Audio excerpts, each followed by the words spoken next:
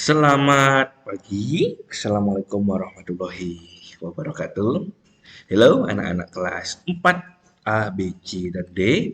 Hari ini kita bertemu dengan Pak Yuda di pembelajaran TIK kelas 4. Oke, Alhamdulillah kita masih diberi kesehatan ya, bisa mengikuti pembelajaran ini meskipun hanya melewati YouTube atau daring. Nah, tapi jangan sampai hal ini mengurangi semangat kita untuk belajar.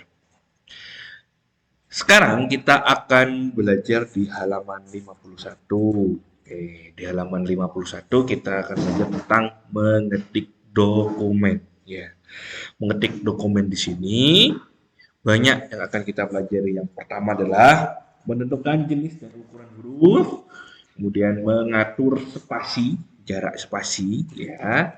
Kemudian kita juga akan belajar tentang mengatur paragraf dan menulis huruf kapital. Oke. Banyak yang akan kita pelajari hari ini. Jadi, sebelum kita mulai, yuk kita siapkan dulu buku paket, buku tulis dan pensilnya. Yuk, disiapkan dulu. Dibuka bukunya halaman 51. Oke. Ini adalah tampilan dari program MS Word. Apa MS Word singkatannya? Microsoft. Ya, Microsoft Word. Kita baca bersama poin 2, mengetik dokumen. Sekarang tiba saatnya bagi kita untuk mengetik dokumen. Sebelum mulai mengetik, ada yang harus dilakukan. Yang pertama adalah jenis huruf, jarak pengetikan, dan jarak baris. Harus ditentukan. Marilah kita lakukan satu persatu, kamu dapat mengikuti langkah-langkah di bawah ini. Sekarang kita pelajari yang pertama adalah menentukan jenis dan ukuran huruf. Ya, jenis dan ukuran huruf ini ada di tab ribbon yang namanya Home. Ya, ini Home. Kemudian ingat, huruf, jenis, dan ukuran huruf ada di tab ribbon Home Group Font. Jenis huruf, kita pelajari dulu yang pertama. Jenis dan ukuran huruf. Nah, di sini jenis dan ukuran huruf sudah jelas ya. Ukuran huruf, jenisnya di sini disebut dengan ini berdampingan antara jenis huruf dan font dan ukuran huruf. Font ini digunakan untuk jenis hurufnya. Kita menggunakan yang mana? Bebas, banyak sekali. Ya. Kemudian ini di sebelahnya adalah font size untuk ukuran huruf. Semakin besar ukurannya berarti fontnya juga semakin besar. Kita tulis dulu jenis dan ukuran huruf. Font, ya ini namanya font di sini. Font digunakan untuk mengatur ukuran huruf. Kemudian yang kedua adalah font size. Digunakan untuk apa? Digunakan untuk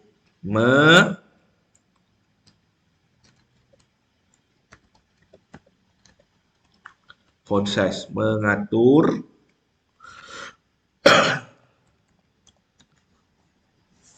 ukuran. Nih, maaf. Ini mengatur ukuran ya, yang di ini jenis bukan. Ya, kebalik Pak Yuda, maaf ya. Font ini digunakan untuk mengatur jenis huruf ya. Di sini hurufnya Arial Black Pak Yuda gunakan. Kemudian font size yang ada angkanya ini untuk mengatur ukurannya ya, ukurannya ini.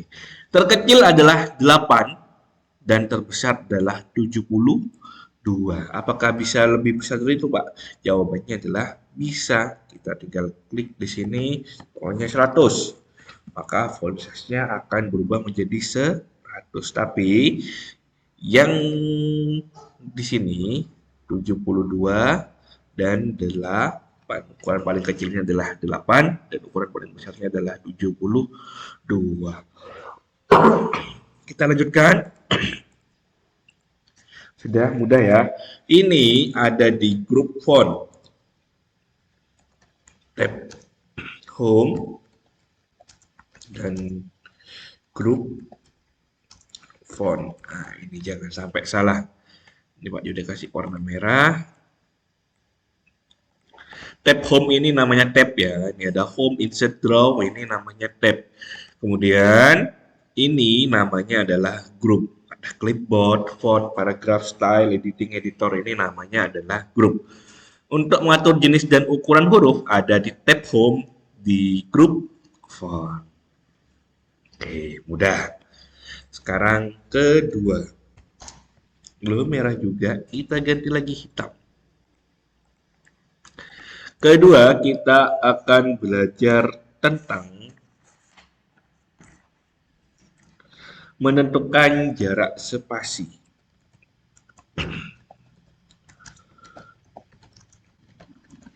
Oke, menentukan jarak spasi. Di halaman 53 kita baca bersama. Jenis spasi yang sering digunakan ada 3 macam. Ya, yang pertama adalah 1 spasi, 1,5 spasi, dan 2 spasi. Cara mengaturnya spasi adalah sebagai berikut. Caranya mengatur spasi, ya ini namanya line and paragraph spacing, ya, paragraf jarak antar paragraf. Pertama, untuk mengaturnya ada pilih icon. Oh, diartikan dulu. Mengatur jarak antar baris. Ya, mengatur jarak antar baris-baris ini sama ini dan ini itu adalah baris. Kita coba di blok, kemudian dipilih yang namanya line and paragraph spacing. 1, 1,15, 1,52, 2,5, dan 3. Semakin besar angkanya berarti jaraknya semakin jauh. Oke, selanjutnya ada juga cara mudahnya. Kita menekan tombol kombinasi CTRL plus 1.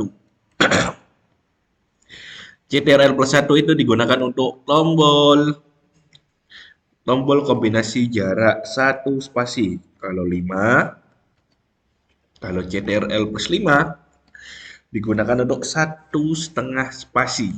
Ya, nih. Kemudian CTRL plus 2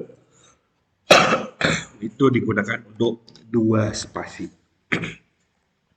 Yang sering kita gunakan adalah itu 1, 1,5, dan 2. Tombol kombinasi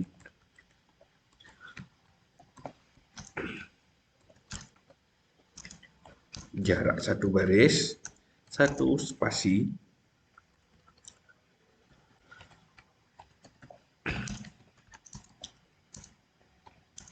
jarak berapa? 1,5 spasi,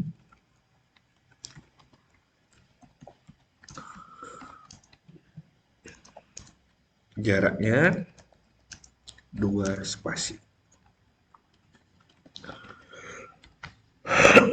Ya, ini adalah contoh-contoh menentukan jarak spasi. Ya, ada yang tombol kombinasi. Kalau kalian ingin cepat, tinggal di blok dulu. 2 itu untuk spasi 2, 5 itu untuk jarak 1,5 spasi. Ya. Tahu juga bisa di sini ada di grup paragraf, diklik. Nah, ini pilihannya. Ada di mana? di tab home dan grup apa ini ya? Paragraf.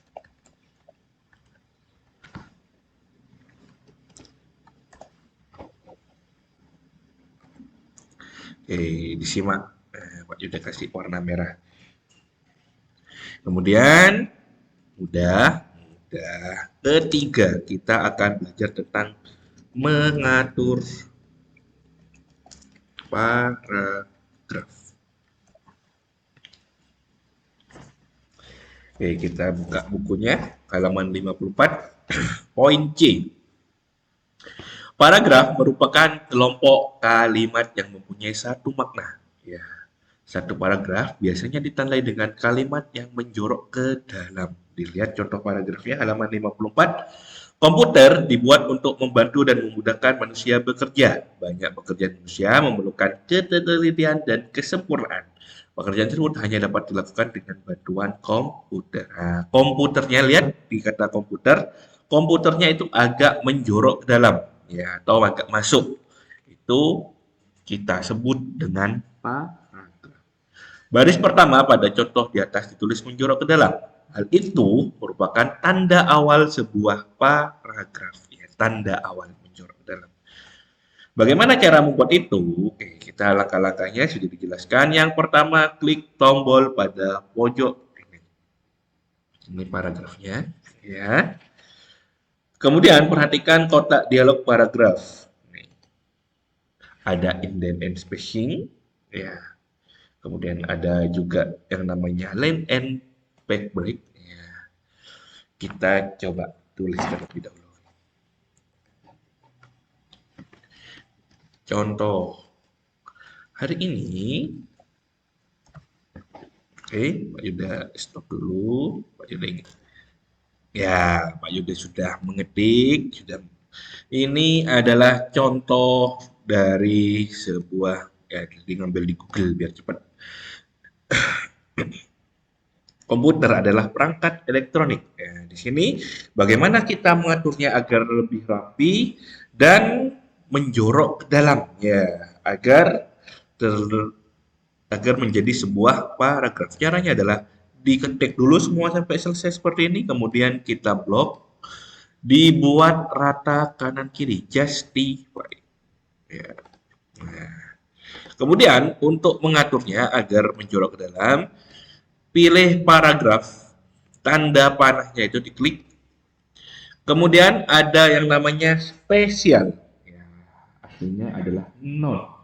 Kita ganti menjadi first line. Ya, kalau first line berarti akan menjadi sebuah paragraf.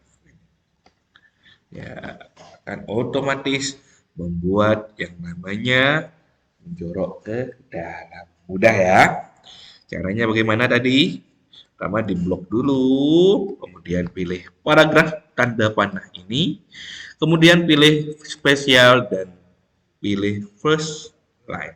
Kalau non, maka akan kembali seperti semula. Ya, tidak ada yang menjorok ke dalam. Kemudian apa hingging itu, Pak? Kita coba. Ini ternyata yang menjorok ke dalam malah yang di bawahnya, bukan kalimat pertamanya.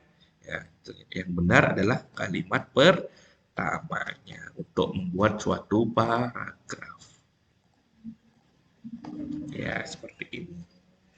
Jadi, kita tulis dulu mengatur paragraf. Caranya adalah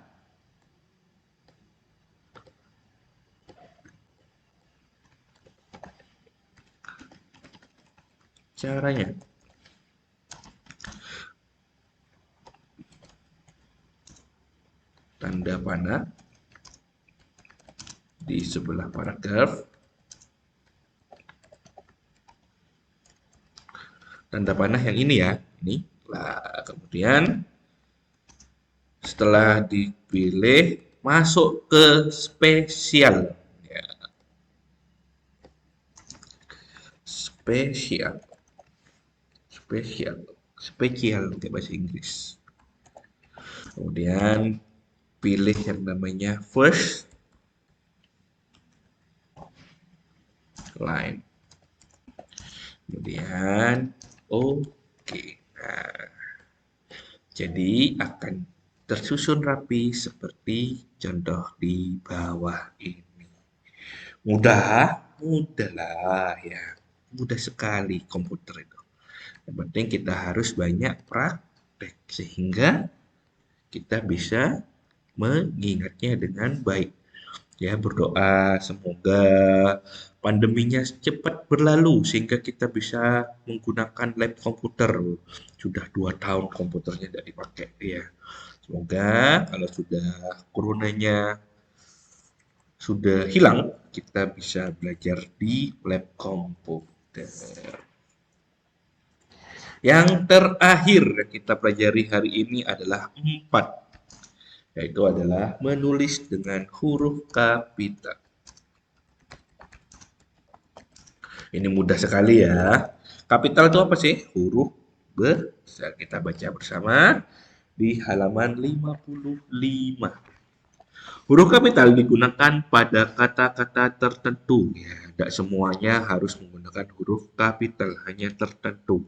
Huruf kapital digunakan sebuah huruf awal nama orang. Ya, semuanya namanya adalah Pak Ijo, berarti huruf depannya adalah huruf kapital. Nama tempat, awal kalimat, dan lain-lain. Cara menulis huruf kapital untuk awal kata sebagian berikut. Ada beberapa cara yang bisa digunakan untuk membuat huruf kapital. Yang pertama adalah tekan yang namanya caps lock. Kalau caps lock berarti Pak Yuda tekan ya, ukurannya menjadi ya huruf menjadi kapital. Huruf menjadi kapital semua. Nih, Pak Yuda mengetik kapital. Ya, ini kalau menggunakan caps lock. Pak, kalau ingin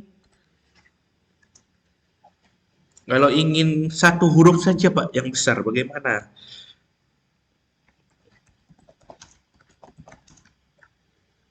Bagaimana caranya? Caranya lebih mudah. Namanya ini tekan yang namanya shift, ya, shift untuk huruf kapital 1.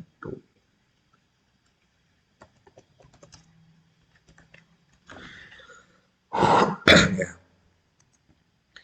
Kalau ingin satu huruf atau berapa huruf, tekan huruf kapital. Kalau huruf caps lock itu menggunakan huruf kapital keseluruhan, kalau tekan shift huruf kapital sebagian. Ketika kalian menekan shift, berarti itu adalah huruf kapital ini Pak Yuda tekan shift. Kalau dilepas shiftnya maka akan berubah menjadi bukan huruf kapital, huruf kecil lagi. Ya, perbedaannya di situ.